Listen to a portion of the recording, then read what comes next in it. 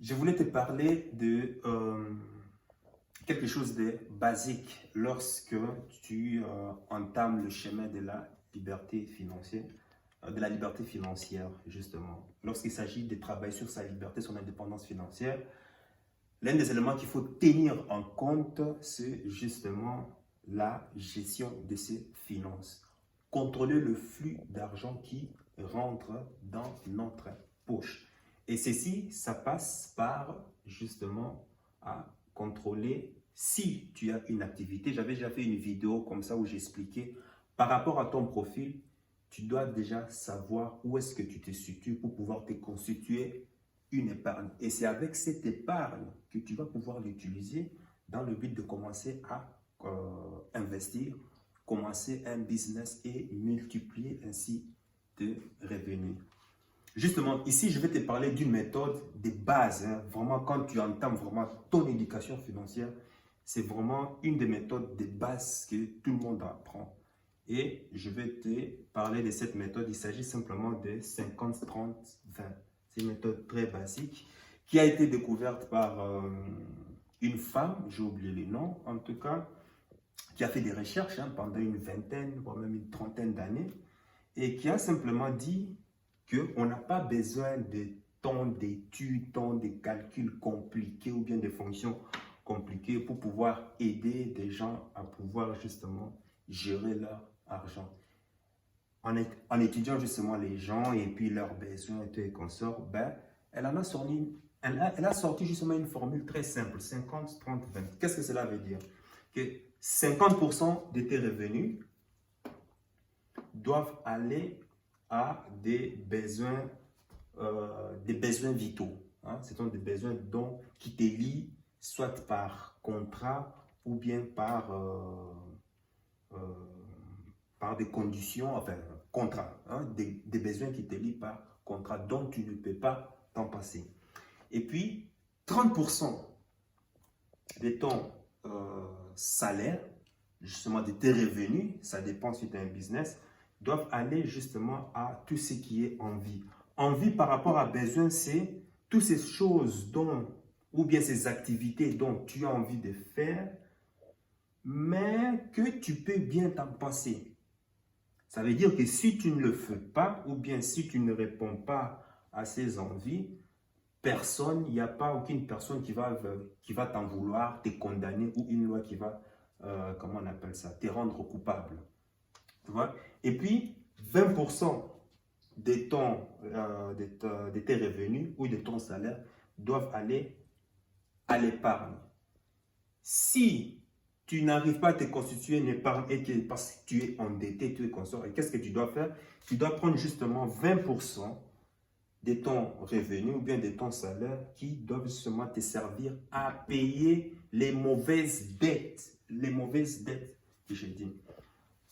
On en revient ici. Au niveau des besoins, 50% de ton... Et c'est là que ça fait mal. Au niveau des besoins, qu'est-ce qu'on a? Tout ce qui est besoin primaire.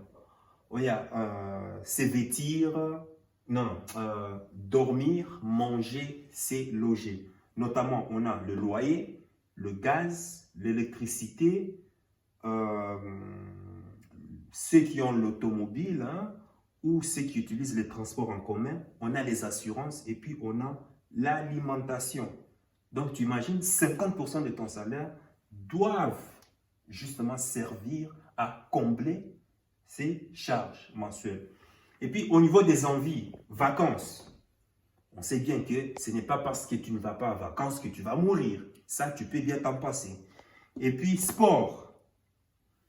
On sait bien que tu n'es pas obligé de louer. Bon, c'est important de faire du sport, mais tu n'es pas obligé de prendre des abonnements. Par exemple, je prends par exemple le cas de Basic Fit, par exemple. Moi, j'ai dû annuler mon abonnement Basic Fit et à la place, j'ai dû remplacer cela par je fais de la course ou bien j'ai acheté mes propres haltères pour pouvoir m'entraîner. Donc, tu vois bien que tu peux t'en passer des abonnements. Et puis, tu as tout ce qui est sorti, ça, tu peux bien t'en passer. Shopping, c'est important de porter des vêtements. Mais par contre, ce n'est pas parce que tu manques de vêtements que tu vas mourir ou personne ne va te condamner. Hein? Ce n'est pas quelque chose que tu peux te faire plaisir, disons, mensuellement. Non, tu peux réserver un budget spécial pour ça. les plaisirs, bref, tout ce qui est plaisir et autres, j'en passe. J'ai mentionné ici l'aide familiale qui pour moi est très important. L'aide familiale, justement, doit aussi venir parce que moi, par exemple, j'ai de la famille en Afrique. Donc, justement, j'ai mis en place un certain budget pour pouvoir aider aussi mes frères et sœurs qui sont en Afrique. C'est une envie, mais tu n'es pas obligé. Tu n'es pas obligé de le faire. Pour l'aide familiale en Afrique, il y a justement d'autres moyens, très efficaces d'ailleurs, que je te conseille, qui va peut-être te permettre justement de te libérer de ces fardeaux et de responsabiliser aussi tes frères et sœurs qui sont en Afrique, dans le but qu'eux aussi puissent se constituer en quelque sorte une machine à cash. Mais bon, ça c'est un autre sujet. Et puis tu as 20% de tes revenus, de ton salaire, justement tu dois mettre chaque mois de côté 20%. Si tu as des dettes, au lieu de te constituer une épargne, ce que tu dois d'abord faire, c'est d'abord de finir avec tes dettes. Une fois que tu as fini d'épurer tes dettes, là maintenant tu peux commencer à mettre de côté chaque mois une épargne jusqu'à, je ne sais pas, X temps, 2 ans, 3 ans, et te servir de cet argent pour investir ou bien commencer par exemple le business LM. Maintenant, imaginons. Je suis ici. Ça ici, écoute, oui, je vais vous dire encore quelque chose d'autre. Au niveau de gestion des finances, en fait, c'est vraiment quelque chose, c'est une base. Quelque chose que je veux que tu intègres en toi. Mais cela ne doit pas être quelque chose qui t'asphyxie. Parce qu'en partant de là, ceci te permet justement de pouvoir éliminer tes mauvaises habitudes. Quelles sont ces mauvaises habitudes? Ces mauvaises habitudes qui font que tu es en quelque sorte un filtre, tu es en quelque sorte un passoire qui laisse l'argent couler, quoi, en fait, qui perd l'argent tout le temps. Donc, grâce à cet exercice simple, tu vas pouvoir éliminer ces mauvaises habitudes et tu vas pouvoir aussi prendre conscience des nouvelles habitudes que tu dois adopter dans le but de pouvoir te faire gagner l'argent. L'un des plus gros, au niveau par exemple, imagine par exemple, je vais prendre un cas par exemple, imaginons que tu as un salaire, mais bon, on va là. Tu as un salaire par exemple, disons de 2000 euros, hein? Je prends 2000 euros comme salaire.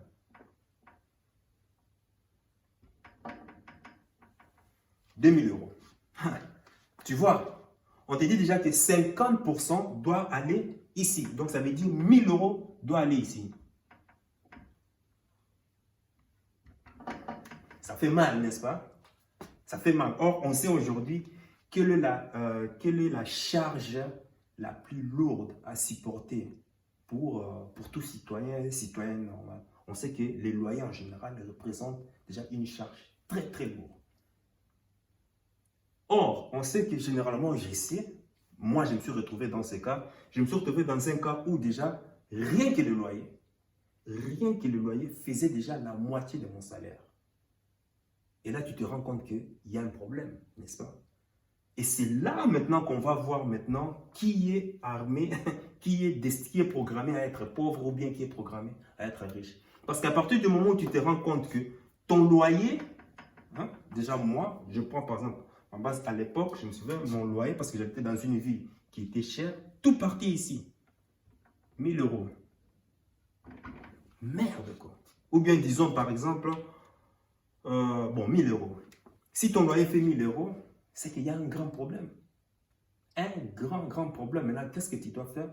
Tu dois maintenant t'ajuster. T'ajuster, ça veut dire quoi? Tu dois maintenant commencer à penser à pouvoir te trouver un autre appartement ou bien un autre studio qui te coûtera moins cher. Quitte à même à aller habiter dans une comment on appelle ça? Dans une banlieue. Pourquoi pas? Ou bien à la périphérie. Pourquoi pas? À toi de t'ajuster. Je prends par exemple, après le loyer, j'ai aussi remarqué que les assurances aussi sont très... assurance logement, assurance auto, assurance... Bref, tu m'auras compris. Tu peux faire beaucoup d'économies rien qu'en révisant. On compte en Occident vraiment, on compte que lorsque tu fais une étude approfondie, une audit sur les assurances que tu peux déjà économiser 5 000 euros par année.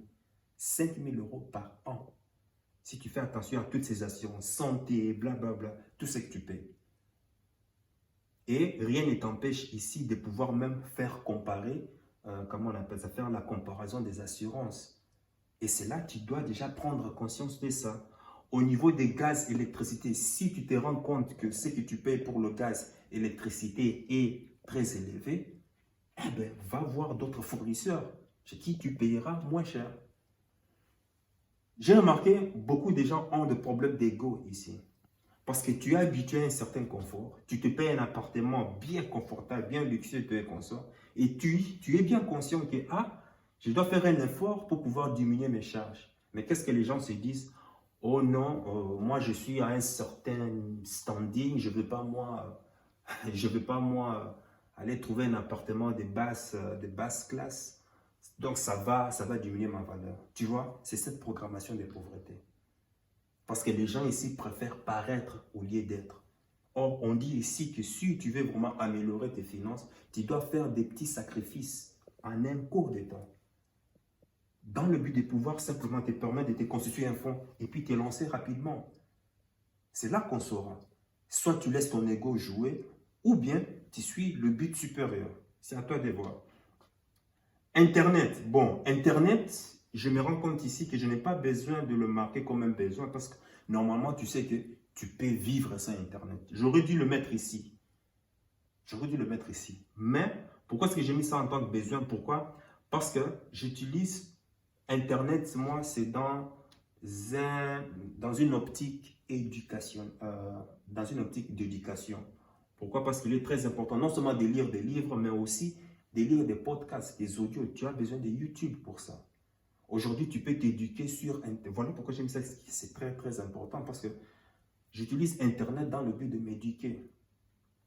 Lire des audios, lire, comment on appelle ça, des podcasts et aussi, comment on appelle ça, des articles et tout consort. Tu peux avoir accès à beaucoup d'informations qui vont t'aider à te développer personnellement grâce à Internet. Voilà pourquoi j'ai marqué c'est un besoin. Mais par contre, si tu utilises Internet dans le but de te connecter sur Netflix, la télévision, je ne sais pas, tu es consort ça, mets de côté. Mets carrément de côté. Au niveau de l'automobile, là aussi, très primordial. Bon, ça ici c'est un peu complexe. Si tu habites dans une ville où tu as accès facilement au transport en commun, pourquoi avoir une auto? Parce que rien qu'en éliminant déjà l'automobile, ça te fait une épargne de malade. Parce que l'automobile, ça c'est un gros passif. Tu imagines bien que tout ceci, c'est des gros, mais des gros passifs. Si tu élimines l'automobile, tu es sauvé. Et pour ça, il faut déjà déterminer bon, à quoi me sert l'automobile. Si tu peux faire un effort ici, de pouvoir te trouver un travail juste à, comment on appelle ça, à quelques mètres de chez toi, qui va te permettre simplement de prendre le transport en commun, tant mieux. Automobile, ici, tu peux t'en passer. Et en Occident, aujourd'hui, il y a maintenant des sociétés. Bon, ce n'est pas encore populaire, mais il y a aujourd'hui des sociétés, des formules où tu peux commencer à louer des voitures. Il suffit simplement de t'inscrire en ligne. Tu loues la voiture pour un montant très minime. Hein. Et si tu as envie d'aller faire une petite course, des sorties ou quoi que ce soit, tu peux très bien louer. Payant. Aujourd'hui, bon, ce n'est pas encore développé, par exemple, en Belgique ou en France, c'est plus aux Pays-Bas et en Allemagne. Tu verras, ils ont des points, ils mettent ça dans des points stratégiques comme à la gare ou bien dans des centres-villes. Tu te connectes, tu t'enregistres en ligne, tu fournis tous tes documents en ligne et puis après, ben voilà, on te dit, voilà, la voiture se trouve telle, tu viens devant la voiture, tu as un petit code, un boîtier, pop, tu prends la clé et tu vas faire tes courses. Et quand tu finis, tu viens remettre la voiture au même endroit. Tu vois, vaut mieux ça que de payer des assurances, que de payer l'assurance circulation, que de payer... Et je t'épargne l'automobile.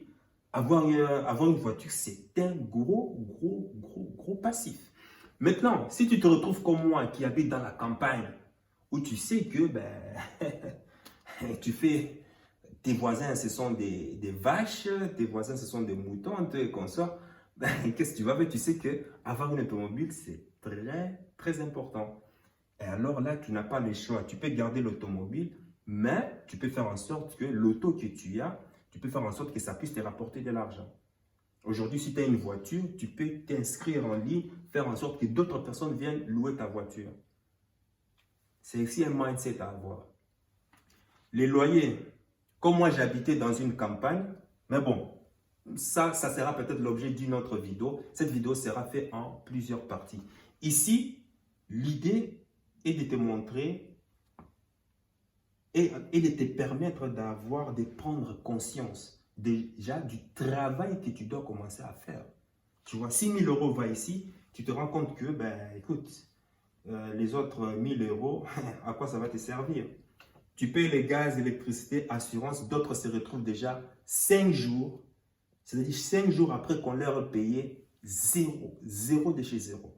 Crois-moi, je me suis retrouvé dans cette situation. Crois-moi, ça m'est déjà arrivé. Mais il y a toujours des solutions. Moi, comment ça m'est arrivé à l'époque, mon cas, qu'est-ce que je faisais? Tout ce qui est envie, je mets ça de côté.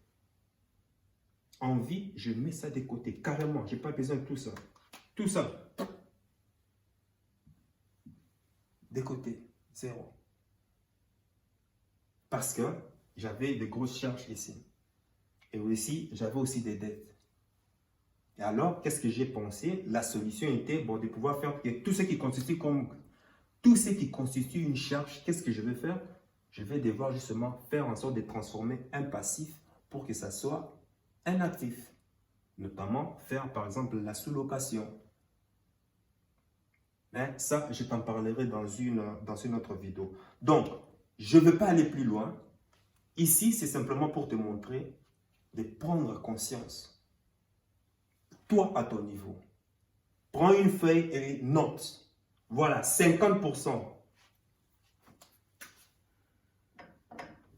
de ton salaire doit aller simplement au niveau de tes besoins. Besoin, tout ce qui est besoin de se vêtir, de se nourrir, de se, comment on appelle ça, de s'abriter, bref, tous les besoins primaires que tu as besoin ici. À toi de noter, à toi de voir. Prends-en conscience, note-le. Les envies, vacances, sport, sorties, shopping, tout ce dont tu as envie de faire, mais dont tu peux t'en passer. Ce n'est pas parce que tu ne le fais pas que tu vas mourir. Non, rien à voir. Tu peux bien t'en passer. Réfléchis à tout ça. Et puis, tu as 20% qui doit aller au niveau de l'épargne et puis de la dette. Tu ne peux qu'épargner à partir du moment où tu te libères des mauvaises dettes. Tu vois déjà là, ça diminue même au niveau de ton énergie, même au niveau de ta vibration. Tu te sens moins stressé.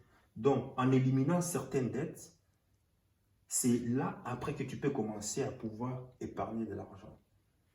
Et c'est là maintenant qu'on va voir comment est-ce que va agir ta programmation. Vas-tu t'ajuster ou bien vas-tu laisser ton ego parler?